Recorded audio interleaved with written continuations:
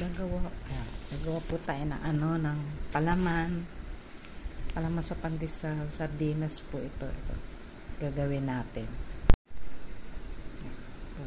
Titimplahin natin yung sardinas, de-drain muna natin, tapos gusto ko tanggalin ko yung mga tinik-tinik. Titimplahin lang, palaman sa pandesal. De-drain natin siya.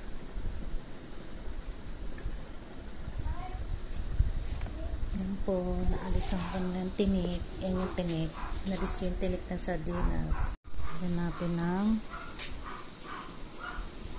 mayonnaise.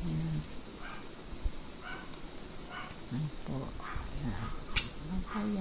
Tapos kunting asin.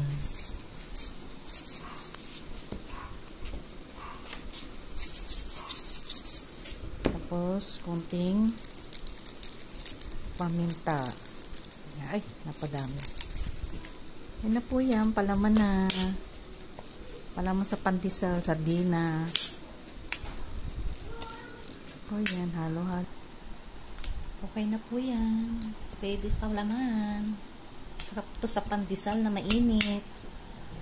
Okay na yan. Salamat po. Ayan guys, so yummy. Naubos namin. Sarap sa pandesal.